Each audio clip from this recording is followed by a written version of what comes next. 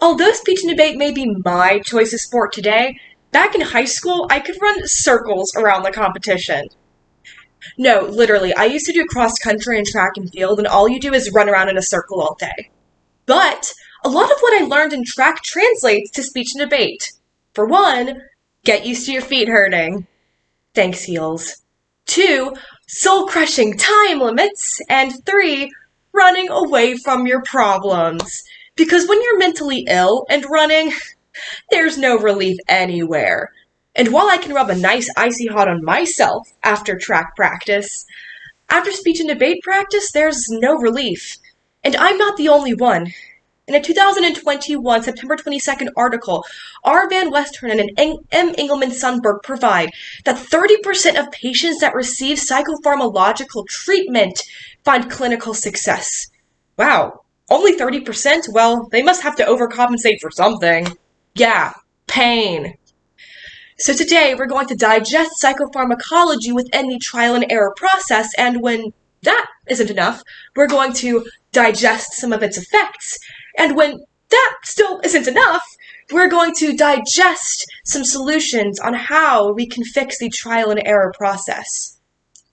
So unlike what Troy Barnes on Community thought, psychopharmacology is in fact not the study of crazy farm animals. Honestly though, I don't blame him. Sounds like it. And my psychologist is always asking about my mood. Get it? Like a cow. Columbia doctors provide that modern psychopharmacology began around the 1950s, with psychological understanding improving since. Wow, Annie, thanks for the obvious. Oh, no problem. I just wanted to point it out there for those who weren't aware. In fact, I didn't know the word psychopharmacology until Childish Gambino. But psychopharmacology, studying the mind and mental health and helping provide medications, with each generation, more acceptance grows. Fun story, whenever I was in high school, whenever I was moving to college, I put my medication on my desk, and my mom was fussing at me saying, Annie, no one needs to know you take medication. Toby, girl, everyone my age takes medication, which is an ADS for another day. Or a poi. Let me write this down. Oh, actually, it says right here backwards, and in a 2020 article by Ronald C. Kessler, that the trial and error process is whenever you attempt to try medications over again until you find the one that fits right for you. In fact, it can take quite a bit to try to find your pace. The trial and error process is the most prominent one to help find solutions. However, it's whenever you're trying a medication over and over with no success do frustrations occur. And hey, I am in no way bashing medications. In fact, I'm consistently dumpster diving for them. However, when it comes to the effects of the trial and error process, it can be dangerous.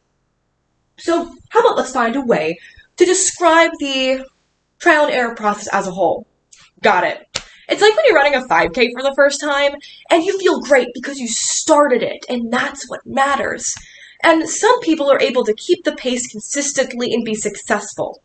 However, sometimes you have to change your pace, which can be a little frustrating. And then sometimes you have to change your pace again, which can be even more frustrating. When it comes to the effects of the trial and error medication process, the only visual aid I need is a mirror. Whenever I first started medication, life was great. The sun was shining, the birds were chirping, and all was well. But then, bum bum bum, insurance happened. Scary stuff. So after that, I tried a second one to, quote unquote, my doctor, see how it affects you. Oh boy, did it affect me. The effect?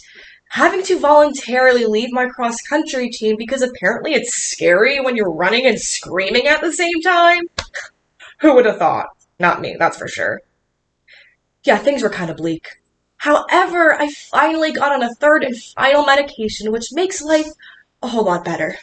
Obviously not everything's fixed, because if I were mentally stable, I sure as hell wouldn't be doing speech and debate. However, with the trial and error process, we can examine that over and over again, it can be a negative aspect to one another. In fact, a Los Angeles Times article in 2009 provides that doctors find that there are over 20 variations and more nowadays of depression medication. However, it can be difficult to pinpoint which one works directly for a patient. This article is completely outdated from 2009, yet it is still as relevant as ever in 2023. In fact, Ronald C. Kessler later provides that they have to understand that the trial and error process is tenuous and straining. And whenever one tries over and over again, it can be a frustrating experience, making them wish to not pursue medication anymore. Otherwise, they have to find other coping mechanisms, which, honestly, the coping mechanisms in this day and age are so healthy and great. But Gen Z has pretty much grasped the idea of using dark humor as a coping mechanism. Oh, you don't agree with me? Well, in the words of Michael Scott, I'm going to kill myself and it's your fault! So basically, the way it works is that you go to your dealer, doctor, get your drug medication, and you go from there. But not everybody's mental health journey is the same, and we all have to work out those little crazy farm animals up there.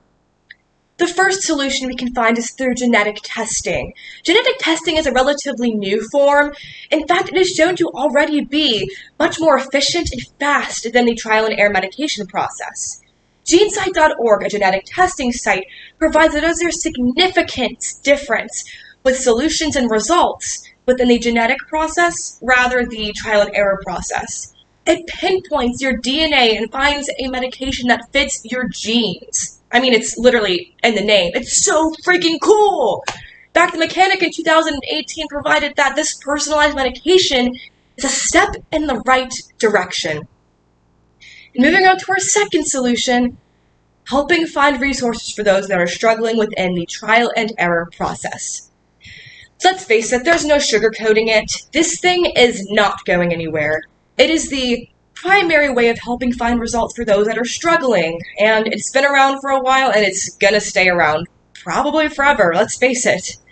However, we can help find resources for those that are struggling because if one continues to go down this path, they're gonna need some help. Ronald C. Kessler bluntly states later that most depressed patients can be fixed and helped. However, they have to understand that it is a process that will take a very long time, and they're going to have to stick through it. So for those of you out there that are either not yet ready to speak to a medical professional, not yet ready to pursue medication, find other resources, do not have the insurance yet to cover a medication, or simply wish to know more about your mental health, here's a great resource for you. HelpGuide.org is a nonprofit organization that can teach you about your mental health, help you to learn more about different types of medication, and help you find alternatives. Pot. Why would you say that? That is so out of pocket. So now that we are sprinting the last 200 meters, we have analyzed psychopharmacology within the trial and error medication process, examined its effects, before finally drawing some solutions on how we can help those that are struggling. Guys, let's face it, this situation sucks. I've said that like at least 2 or 3 times in this speech. However, with it becoming more natural nowadays, we can understand that we can share our resources with one another. And by sharing our experiences, it can be catharsis to ourselves and helpful to others who need it. Also, it's really exciting to see who else takes the same medication as you. Fluvoxamine, anyone? No? Well, at least I know I'm not alone. In fact, with more and more sources coming out there and more people coming forward and talking about everything, more help is coming to light. And maybe this is me just pushing out my love for running now that I'm like somewhat mentally stable, but with the wise words of Kate Bush, I leave you. Go run up that hill, girl.